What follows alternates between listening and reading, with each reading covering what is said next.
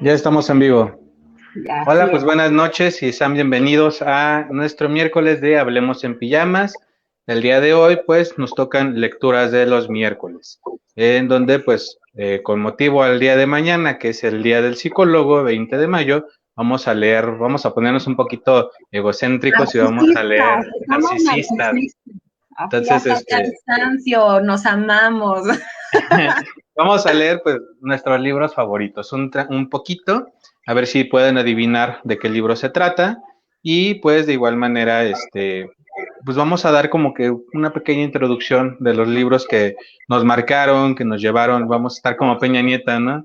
Pues Tres libros. un fragmento de la Biblia, ese tan encantador libro de La la silla del Biblia, digo, águila. no la leí toda, Órale, y pero toda, algunas partes de la Biblia. Entonces vamos a estar nosotros con nuestros tres libros que marcaron nuestra vida. Y pues de igual manera los invitamos a No, solo seguirnos va en a todas ser nuestras... uno. Bueno, vamos a leer uno, pero vamos a hablar de los libros que marcaron nuestra vida. Un poquitito. Bueno, los invitamos a seguirnos en todas nuestras redes sociales, en Instagram, en Spotify, en YouTube nos encuentran como Psicomnia. Recuerden suscribirse al canal de YouTube y activar las notificaciones y ver todos los videos que están ahí. También si no quieren vernos, pero sí escucharnos, estamos en Spotify. También nos pueden seguir desde la comodidad de sus casas. Y bueno, recordarles que a partir de esta semana cambiamos nuestros conversatorios de los días sábados, que era a las 6 de la tarde, los pasamos a los días viernes a las 8:30 de la noche y vamos a iniciar con el conversatorio Plática entre nos. Tenemos a tres super invitados, no se lo pierdan, va a estar muy, muy bueno, entonces, pues no se lo pierdan, ahí los estaremos esperando. Y bueno, no sé si se me olvida algo, Penny, algo que tengamos que agregar. Nada, pues vamos a ensayar cómo nos va con este nuevo horario de los conversatorios, así que, pues ustedes dirán, y si no, pues propóngannos horarios, porque tampoco nos sale mucho esto de pensar en horarios para que ustedes nos puedan ver, ¿no? Efectivamente, pues recuerden que este Y, programa es por ustedes y para ustedes y pues para todas las personas que necesiten un poquito de orientación en torno a la salud mental, a información con respecto a toda esta área, ¿no? Entonces, pues propongan horarios si no les gusta el horario del viernes. Bueno, y pues otra vamos a... cosa, pues la idea del día de hoy es que adivinen de qué libro estamos hablando. No sé si lo dijiste, no te escuché, la verdad. No te estoy poniendo atención. No, no es cierto. No, pues gracias. Estoy compartiendo. Pero pero pues bueno, la idea es que adivinen, no vamos a decir nada del libro. Ustedes, a ver si ya lo han leído, ojalá que sí. Y voy a empezar yo. Ok, empiezo. Bastará Antes decir que que soy. todo, aguanta. Antes que todo, pues justo con esta cuestión narcisista, quiero que nos hables de esos tres libros tipo Peña Nieto que marcaron tu Tres libros, historia. tres Pues ya sea libros. en la cuestión psicológica o en general. La Biblia, no, no, hasta después. Después porque este es uno de los principales. Después Ok. los hablamos, ¿te parece? Dale, Venga, dale. voy a empezar. Bastará decir que soy Juan Pablo Castel, el pintor que mató a María Irbarne. Supongo que el proceso está en el recuerdo de todos y que no se necesitan mayores explicaciones sobre mi persona, aunque ni el diablo sabe qué es lo que ha de recordar la gente, ni por qué. En realidad siempre he pensado que no hay memoria colectiva, lo que quizás sea una forma de defensa de la especie humana. La frase todo tiempo pasado fue mejor no indica que antes sucedieran menos cosas malas, sino que, felizmente, la gente las echa en el olvido. Desde luego, semejante frase no tiene validez universal. Yo, por ejemplo, me caracterizo por recordar preferentemente los hechos malos, y así casi podría decir que todo tiempo pasado fue mejor, si no fuera porque el presente me parece tan horrible como el pasado. Recuerdo tantas calamidades, tantos rostros cínicos y crueles, tantas malas acciones, que la memoria es para mí como la temerosa luz que alumbra un sórdido museo de la vergüenza. ¿Cuántas veces he quedado aplastado durante horas en un rincón oscuro del taller después de leer una noticia en la sección policial? Pero la verdad es que no siempre lo más vergonzoso de la raza humana aparece allí. Hasta cierto punto, los criminales son gente más limpia, más inofensiva. Esta afirmación no la hago porque yo mismo haya matado a un ser humano. Es una honesta y profunda convicción.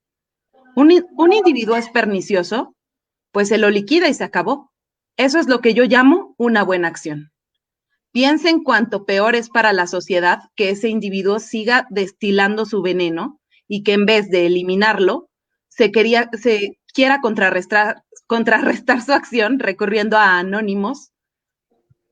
Perdónenme, pero ahora sí.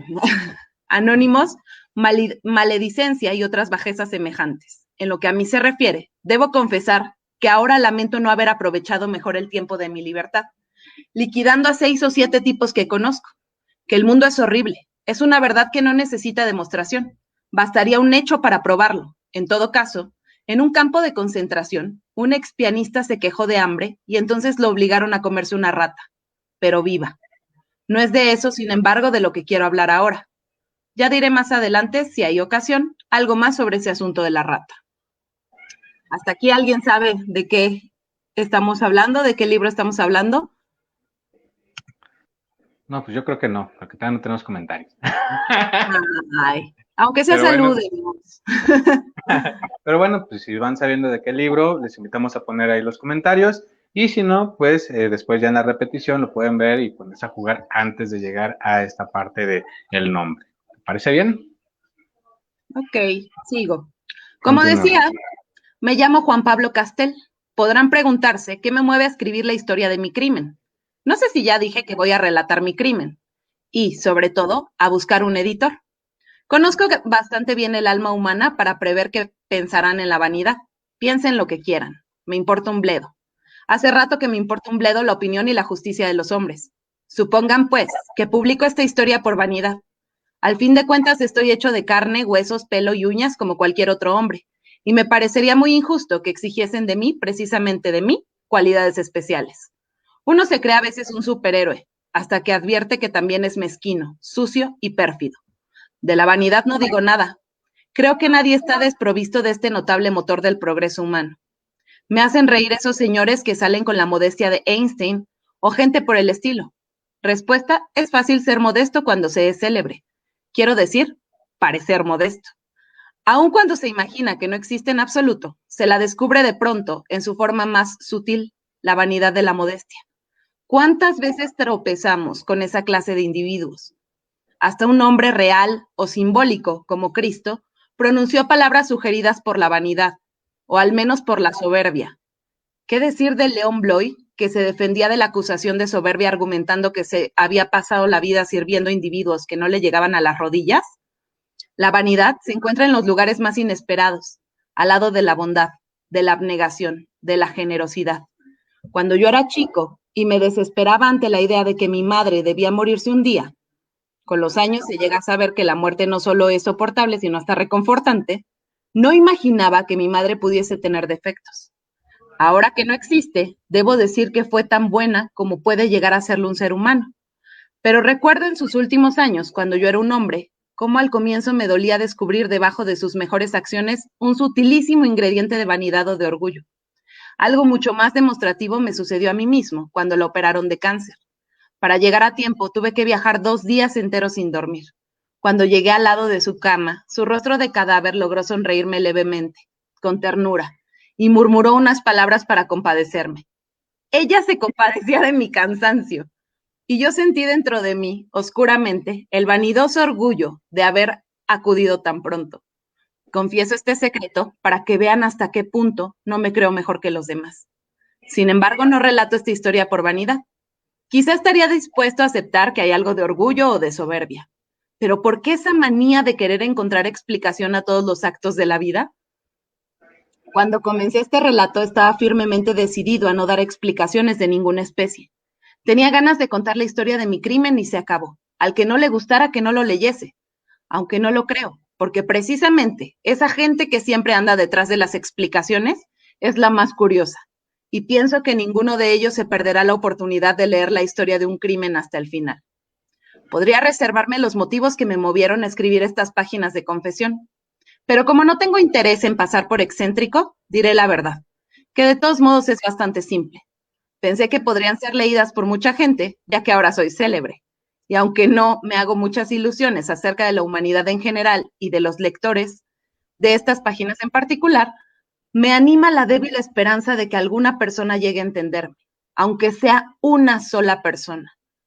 ¿Por qué? Se podrán preguntar.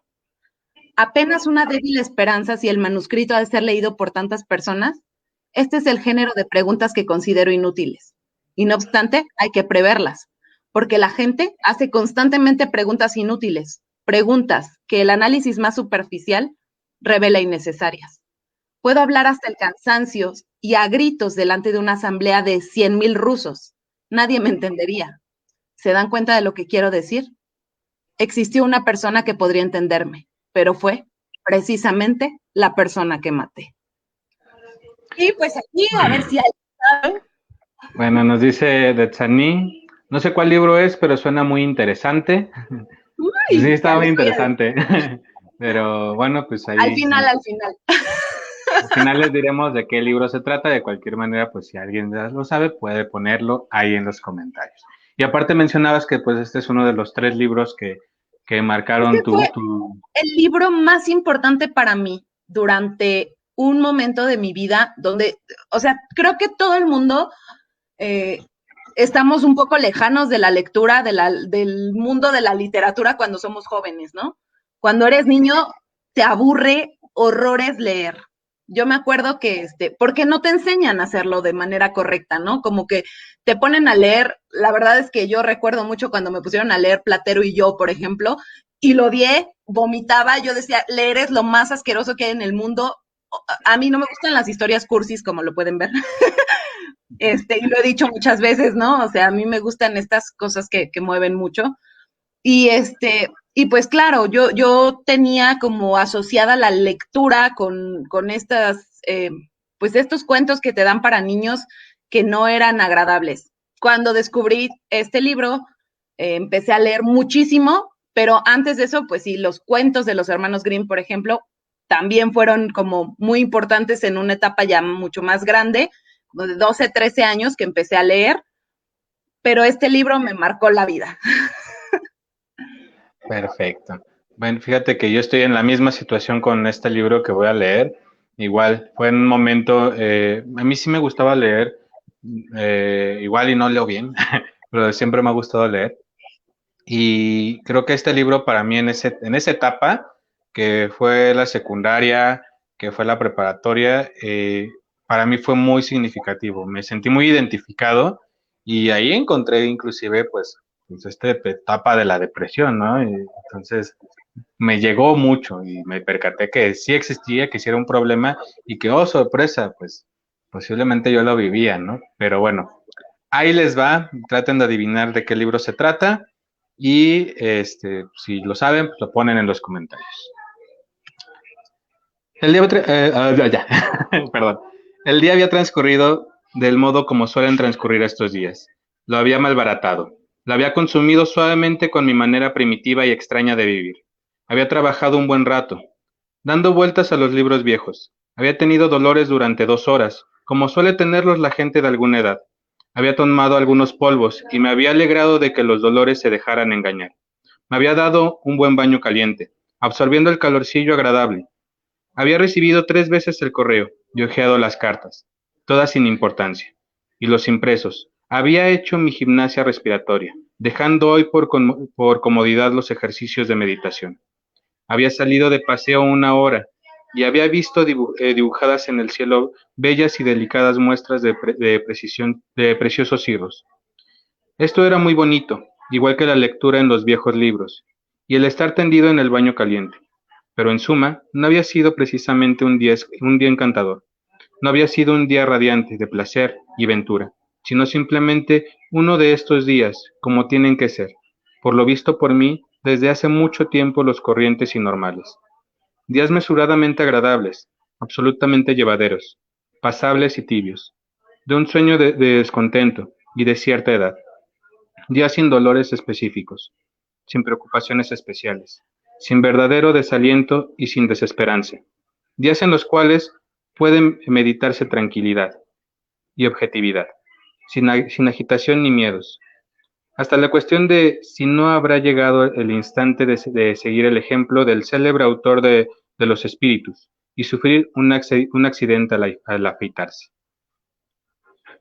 Bueno, hasta aquí, ¿alguna pista o algo de qué libro se trata? Tiene que ver mucho con Alemania. No se trata de No, Hitler. sin pistas, sin pistas. Perdón. Bueno, no dije eso que dije. Bueno, voy a saltarme bastantito para la segunda parte. Continúo. Con estas idas habituales, seguía andando por la calle humedecida, atravesando atravesando uno de los más tranquilos y viejos barrios de la ciudad. De pronto, vi en la oscuridad, al otro lado de la calle, enfrente de mí, una vieja tapia, parda de piedra, que siempre me gustaba mirar. Allí estaba siempre, tan vieja y tan despreocupada, entre una iglesia pequeña y un antiguo hospital. De día me gustaba poner los ojos con frecuencia en su tosca superficie. Había pocas superficies tan calladas, tan buenas y tranquilas en el interior de la ciudad, donde por otra parte, en cada medio metro cuadrado le gritaba a uno a la cara su ausencia de un anuncio de una tienda, de un abogado, un inventor, un médico, un barbero o un callista. También ahora volví a ver la vieja tapia gozando tranquilidad de su paz. Y sin embargo, algo había cambiado en ella.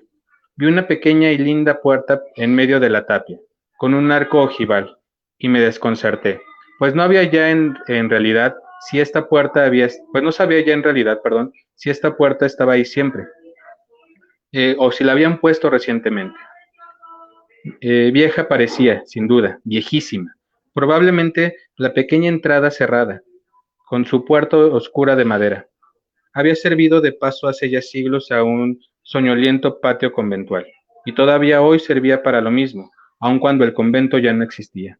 Y probablemente había visto yo 100 veces la puerta, solo que no había dado cuenta de ella. Quizás estaba recién pintada, y por ello me llamaba la atención. Sea como fuera, me quedé parado mirando atentamente hacia aquella acera sin atravesar. Sin embargo, la calle por el centro tenía el piso tan blando y mojado. Me quedé del otro lado de la acera, mirando simplemente hacia aquel lado. Era ya de noche y me parecía que en torno de la puerta había una guirnalda o alguna cosa de colores.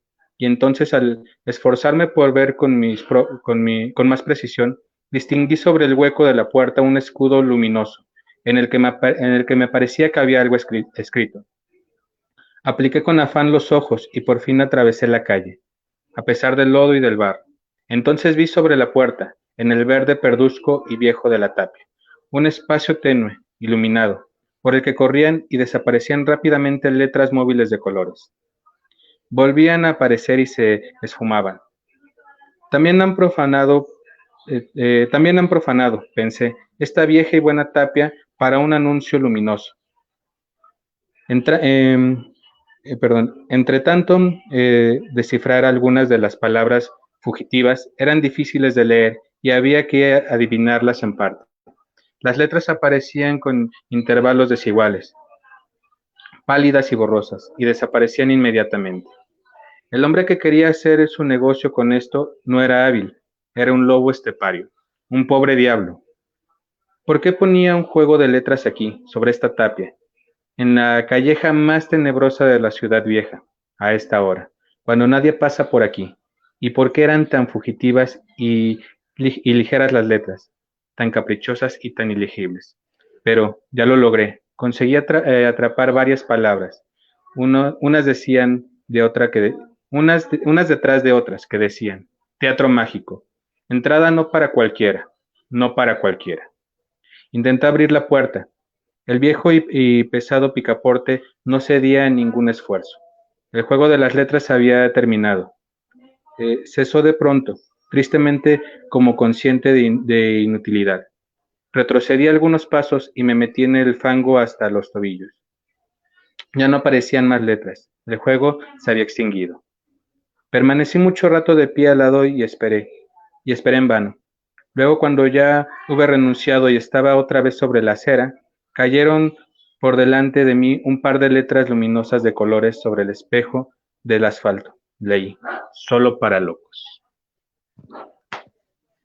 Bueno, pues esa es una parte de este libro que para mí fue muy significativo y hasta la fecha sigue siendo mi libro favorito, no cambiará. Lo puedo leer varias veces y no, de plano no cambia. Bueno, no No, sé sí, si alguien. Cambia. Yo Sí, este cambia. libro lo he leído en 3 momentos diferentes de mi vida y claro que ha cambiado. O sea, la primera vez sí me llamó la atención, pero creo que no entendí muchas cosas.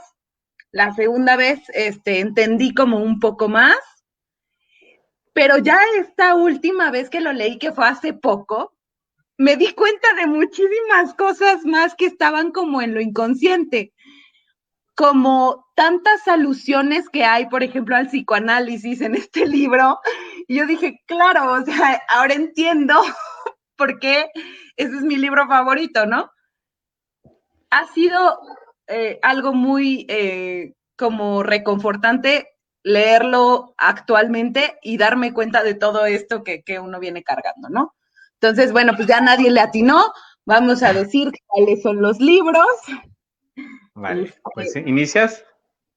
sí, el libro que yo les leí, bueno, fue un extracto del túnel de Sabato.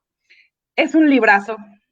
A mí, en verdad, me marcó la vida. Ha sido un libro que me ha llamado mucho la atención. Este, lo leí como bien les digo, cuando estaba entre secundaria prepa y de ahí empecé a leer y a leer y a leer y a leer. O sea, ya no había un momento en que no tuviera un libro en cola. Eh, Antes de eso, les comentaba, pues leía, pero no era como con este gusto, con este placer de encontrar realmente algo que me iba a gustar. Y además entendí qué tipos de libros me gustaban, porque antes de eso no lo entendía. O sea, yo nada más leía como lo que me dejaban en la escuela, lo básico de los niños, y pues claro, cuando encuentras algo que te llama la atención, ahí lo estás buscando y lo tratas de encontrar otra vez, esta misma sensación, ¿no? Y nunca va a ser la misma sensación que como la primera vez. No, fíjate que, por ejemplo, yo a lo que me refiero cuando digo que no cambia es de que no cambia de ser mi libro favorito, ¿no? Esa sensación no la puedo dejar pasar. Sí, tienes mucha razón, se analiza de manera completamente distinta y a mí me dio miedo la primera vez que lo leí ya estando en la universidad, porque lo comprendí de forma distinta, ¿no? De antemano, pues no sé, ya he leído a muchos autores, que a Foucault, a Freud, a infinidad de gente y te dan un contexto diferente de cómo se vive en muchos aspectos de este libro. Entonces yo sí me espanté, dije, no manches, ¿no? O sea, ¿qué onda? Y he de confesar que fue la primera vez que lo terminé. A pesar de que lo había leído muchas veces, nunca lo había querido terminar. Me quedaba a 5 páginas y nunca había querido leer esas 5 páginas. Y ya una vez que lo leí completo en la universidad, pues ya fue que pude comprender de qué trataba. Pues en mi Claro, caso, el libro se llama El Lobo Estepario de Hermann Hesse, y un pues libro. no, es un librazo. Me gustan muchos de sus libros, otro es Demian, de igual de él, que está muy relacionado, que hasta te pones a pensar si era él antes de ser el lobo estepario, ¿no? Pero Lo voy en a lo particular leer porque ese sí no lo he leído. también te quedas así de, oh, por Dios, ¿no? Pero en lo particular este libro de lobo estepario para mí fue también un salvavidas durante esta etapa de la adolescencia. Creo que como todos, o la gran mayoría de los adolescentes, yo no me encontraba. Te repito, me gustaba leer, igual me cuesta un poquito de trabajo, me trabo mucho, pero me gusta leer mucho, aunque no parezca. Y ese libro para mí fue como que ese salvavidas en un momento donde más lo necesitaba, ¿no? Entonces, pues no sé qué les parecen estos dos libros que les traemos y qué piensan de ellos, si ya los han leído, qué les han parecido a ustedes. Si ustedes tienen un libro favorito que nos puedan recomendar o si quieren alguno de estos libros y lo tenemos en PDF, pues se los podemos hacer llegar, no nos manden un mensajito y pues con mucho gusto. Y ¿Algo otra más que cosa, ¿no? O sea, yo sí quiero remarcar la importancia que pueden tener los libros para nuestra propia elaboración, ¿no? Que era esto que te decía, yo cuando ahora lo leí, que tengo, o sea, no tengo todos los conocimientos del mundo ni tantito, pero muchos más de los que tenía antes. Este, y claro, o sea, tu visión es completamente distinta, la perspectiva con la que lo ves es completamente distinto y te das cuenta de muchas cosas, te das cuenta de por qué te mueve tanto y Claro. de todo lo que has elaborado a partir de ese libro, ¿no? Entonces, como bien lo decíamos cuando estábamos con Toy Story o cuando leíamos el del análisis de los cuentos de hadas de Bruno Bettelheim, pues claro, o sea, todo esto al final nos permite a cada uno de nosotros, tanto las películas como los libros, como todo esto, nos permite hacer elaboraciones de nuestra propia vida. Nos ponemos muchas veces como el protagonista, nos ponemos muchas veces como todos los personajes y estamos repartidos en cada uno de ellos, ¿no? Entonces, creo que es una maravilla entrar al mundo de la lectura y pues esta también es una invitación para que se... Yo dejaría esta invitación más a una aproximación infantil, adolescente. Dirían por ahí, ¿no? Pues uno como adulto, como sea, pero no, realmente no. La construcción viene desde la infancia, sí, por eso es importante, pero como adulto te sigues construyendo, nos seguimos forjando, nos seguimos desarrollando con el paso de los días. Por lo tanto, vamos a contemplar que si vamos a meter a nuestros hijos o a nuestros adolescentes a a la lectura, también es meternos a nosotros mismos, ¿no? Y contemplar que este es un proceso de toda la vida, que no termina cuando te dejas de estudiar y al contrario, que se tiene que seguir fortaleciendo, ¿no? Muchas veces, por ejemplo, en la carrera de psicología, donde desde el primer día te ponen a leer, que nos dejan como Mucha tarea gente de se vas da a de leer toda tope. la vida. Exactamente, vamos a leer toda la vida. Y sí, en efecto, o sea, hay muchas situaciones en donde vas a leer, sea profesionalmente o no. Creo que es importante aprender a comprender lo que estás leyendo y de esa forma, pues también aprender a comprenderte a ti mismo. Creo que es esta correspondencia en estos dos puntos, ¿no? Y yo también, bueno, sí voy a agregar esta cosa, o sea, a mí en lo personal, y se los dije, la lectura me llegó hasta la adolescencia, porque fue cuando pude encontrar algo que yo quería leer. Entonces creo que si esta posibilidad la tienen sus hijos o sus adolescentes desde muy temprana edad, el hecho de poder elegir qué leer, que les dé como esta posibilidad de tener una perspectiva mucho más amplia, pues claro que eso va a hacer que se unan al club de los lectores, ¿no? Y pues bueno, eso sería todo. No sé si quieras agregar algo más, Emanuel. Pues sí, pues, como les hemos mencionado, pues no dejen de leer y de igual manera, o sea, si igual y no tienen algún libro en casa o se les dificulta de manera económica, este, hay muchos libros que están disponibles en internet. Igual y si nosotros tenemos algunos que ustedes les puedan servir, escríbanos, mándenos un mensajito al inbox de la página y se los podemos mandar vía PDF, que son los que muchas veces se tienen, y que los puedan leer. Pues igual no se van a despegar del celular, pues no se despeguen, pero en vez de leer el meme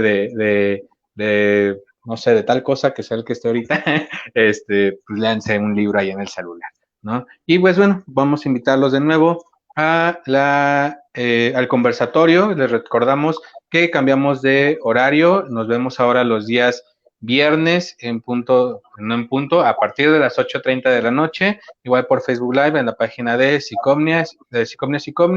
Y recuerden, esta semana es el conversatorio Plática entre nos. Vamos a tener a 3 super invitados, les va a gustar muchísimo y pues No ahí los son espero. invitados, 3 de casa, y como diría Juan Pablo Castel, no es por vanidad, pero vamos a hablar de nosotros. Era sorpresa. Ah, Ya ya nos están ahí. exhibiste. Pero bueno, pues muchas gracias por acompañarnos. Esto fue nuestro miércoles de Hablemos en Pijamas y nos vemos el viernes. Cuídense mucho. Bye. Bye.